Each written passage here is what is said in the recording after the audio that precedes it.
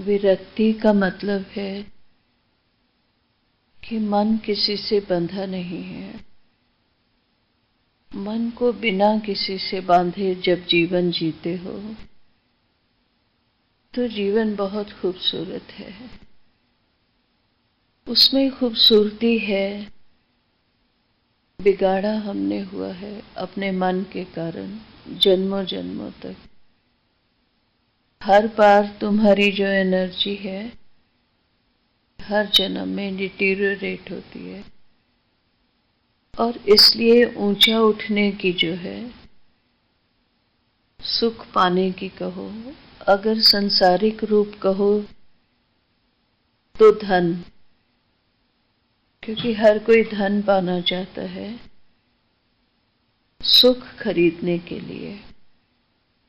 तुम अपनी वाइब्रेशंस को इतना बिगाड़ चुके होते हो कि जो संसारिक सुख है वो भी तुम तक नहीं आ पाता है। तपो राज राजो नरक। पहले तो तुम बाहरी सुखों के लिए ही तप करते हो, फिर कुछ शक्तियों के लिए तुम तप करते हो। वो मिल जाने के बाद तुम इतने मनमुख हो जाते हो कि अपने मन के अकॉर्डिंग उसको जो है उनका इस्तेमाल करते हो, और फिर कर्म बंधन में ऐसा बंधते हो कि वो तप से जो मिला था वो भी नर्क बन जाता है धीरे धीरे। देने वाला तुम्हें कोई और नहीं है, अपने जिम्मेवार तुम स्वयं हो, कोई और नहीं। इसलिए बार बार जन्मों जन्म, अनेकों जन्म, लाखों साल इसी तरह आते हो और चले जाते हो। एक बार अपने आप को उस पूर्ण रूप में प्राप्त कर लो, खुद को जान जाओ, खुद में स्थापित हो जाओ। वो कर्म करो जिससे तुम्हारा मन नीवा हो जाए, ऐसे कर्म करो। उसके लिए कोई हार्ड फास्ट रूल नहीं होता किसी कर्म का कि यही कर्म करने से होगा या वही कर्म करने से होगा। संसार में अनेकता है, कई कर्म है, तुम्हें जो सूट कर जाए वो कर्म जो तुम्हारे मन को नीवा कर दे उस कर्म को करना। क्योंकि सारा खेल जो है मन से ऊपर उठने का है। सब जगह है वो परम तत्व। जीवन का अर्थ ही है कर्म। अचेत कर्म तो है ही, तुम चाहो या ना चाहो। कर्म से तो तुम छूट ही नहीं सकते। इसके अलावा कर्म जो है वो कर्म करो ताकि मन जो है वो प्रेममय हो जाए, मन परमात्मा को ढूंढने लगे। मन में विचार आ जाए कि सत्य को खोजना है, खुद को खोजना है। कर्म छोड़कर परमात्मा की प्राप्ति नहीं होती किसी को।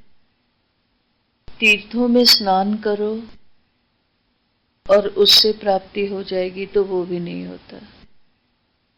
वो तीर्थ तो तुम्हारे अंदर ही है। अपने अंदर डुबकी लगाओ। जल के मध्य जे गति होवे, नित नित में ढकनावे।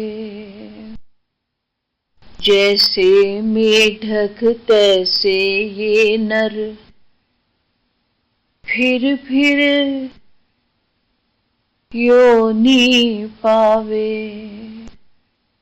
इसे हम मानसरोवर कहते हैं। नाम दिया है हमने मानसरोवर।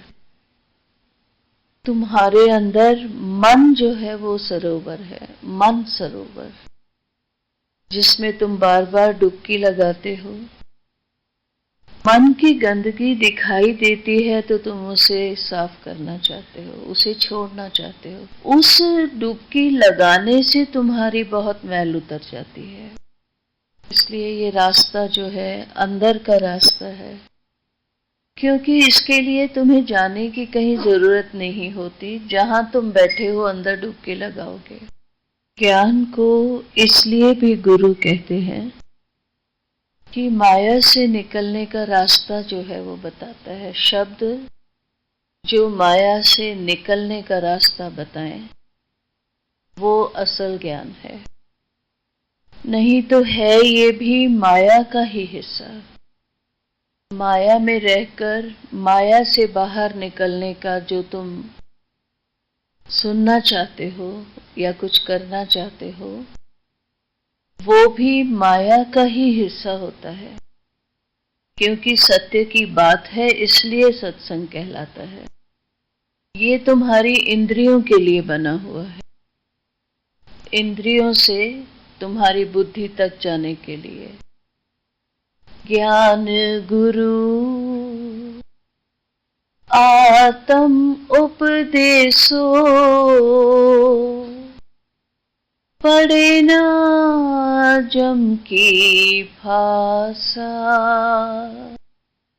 रे मन ऐसो कर सन्यासा। आत्म को उपदेश देने के लिए है ये गुरु। जब तुम अंदर उतरने लगते हो, आत्म में आने लगते हो, तो आत्मा तुम्हारा गुरु हो जाती है। ये बाहरी ज्ञान जो है वो भी समाप्त हो जाता है।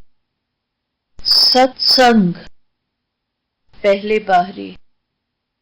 सत का अर्थ है जो कभी खत्म नहीं होता, एक जैसा रहता है, और वो परमात्मा है, तुम्हारी आत्मा है, सत है वो। जब तुम उसका संग करते हो तो वो असल में सत्संग होता है। जब तुम्हारा अंतर तुम्हारी आत्मा का ही संग करने लगे तो असल सत्संग तुम्हें आखिर तक पहुंचा देता है।